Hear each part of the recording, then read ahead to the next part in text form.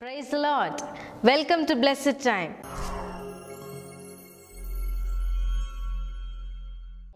మనము చర్చ్లో ఎలా ఉంటాం, ఇంట్లో ఎలా ఉంటాం అనేటువంటి విషయాలను గురించి కొద్ది నిమిషాలు మాట్లాడుకుందాం.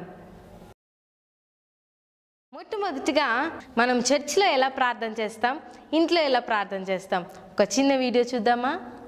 అందరము తలలు వంచి కళ్ళు మూసుకొని ప్రార్థన చేసుకుందాం.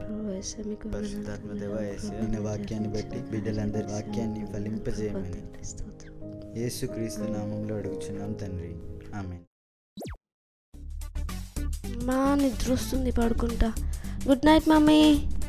ప్రేయర్ చేసుకొని పడుకో.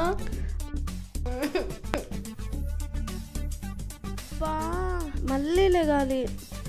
ప్లీజ్ ప్రభా, ఈ ఒక్క రోజుకి పడుకొని ప్రేయర్ చేసుకుంటా. ప్లీజ్ ప్లీజ్ క్షమించు ప్రభా, ప్లీజ్ వేసేయా. స్తోత్రం స్తోత్రం. ఈరోజు అంత కాచి కాపినందుకు మీకే వందనాలు తండ్రి. వేసినాము అడుగు పెట్టుకుంటాం తండ్రి, ఆమేన్. వీడియో చూసారు కదండి, ఆలోచించండి. దేవుని సన్నిధిలో మోకరించినటువంటి మనము ఇంట్లోకి వచ్చేసరికి మాత్రం పడుకొనే ప్రార్థన చేయడం, కూర్చొని ప్రార్థన చేయడం, వివిధ రకాలుగా మనం ప్రవర్తిస్తూ ఉంటాం. దేవునితో మాట్లాడేటప్పుడు అంత నిర్లక్ష్య స్వభావం కలిగి ఉండటం దేవునికి ఇష్టమైన విషయం కాదండి. రెండో విషయానికి వస్తే, దేవుని సన్నిధిలో కానుకలు సమర్పించుట. కానుకలు దేవుని సన్నిధిలో ఎలా సమర్పిస్తాం, బయట మనీ ఎలా ఖర్చు పెడతాం, ఒకసారి చిన్న వీడియో చూద్దాం. I will be right back again. నీవు చేసిన ఉపకారములకు నేనేమి చెల్లింతును.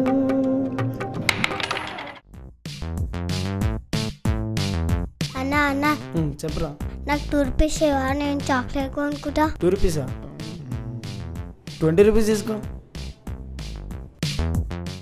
వీడియో చూసారు కదండి, అన్ని విషయాల్లో బాగానే ఖర్చు పెడతాం, కానీ దేవుని విషయంలో మాత్రం పిసినారితనాన్ని చూపిస్తాం.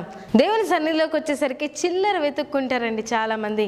దేవుడు మనకు సమస్తాన్ని ఇచ్చాడు, ఆయనకు మనం ఎంత ఇచ్చినా తక్కువేనండి. మనకున్న దాంట్లో గొప్ప విలువైనటువంటివి దేవునికి సమర్పించాలి.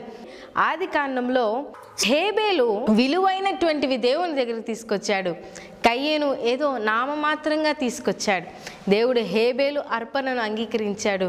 నీ అర్పణ దేవుడు అంగీకరించాలంటే నీ హృదయంతర్భాగాల నుండి గొప్ప విలువైనటువంటివి దేవుని ఎదుగు తీసుకురా, దేవుడిని దీవిస్తాడు. మూడో విషయానికి వస్తే ఏకాగ్రత.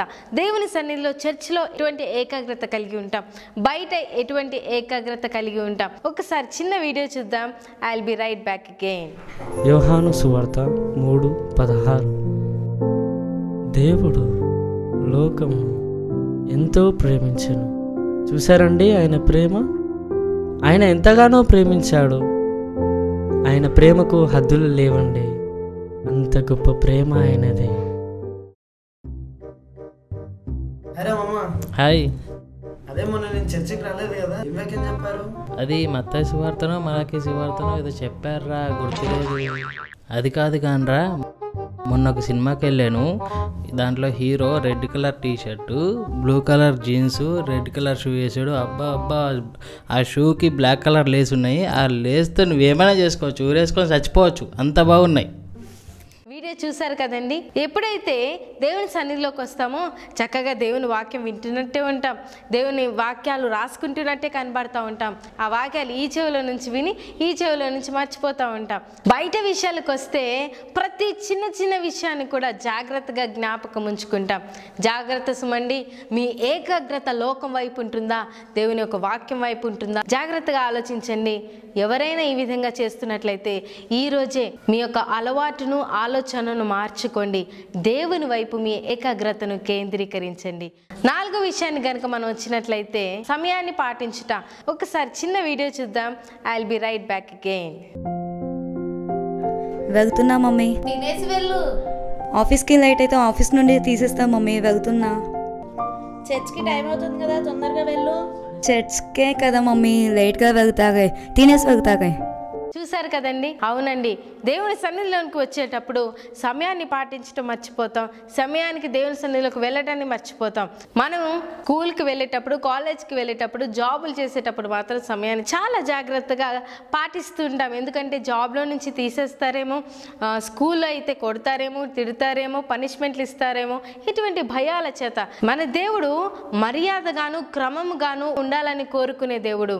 ఆలోచన చేయండి, సమయాన్ని పాటించండి. 5వ విషయం, బైబిల్ చదవటం. ఏ విధంగా చదువుతాం అనేటువంటి విషయాన్ని ఒక చిన్న వీడియోలో చూద్దాం. మత్తయి సువార్త 5వ అధ్యాయం 3వ వచనం.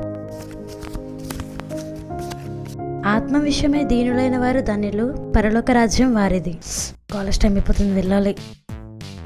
ఏ వాక్యం చదువుకోనలు? స్టేటస్లో చదువుకుంటున్నా. స్టేటస్ లో ఏంటి? బైబిల్లో చదువుకో.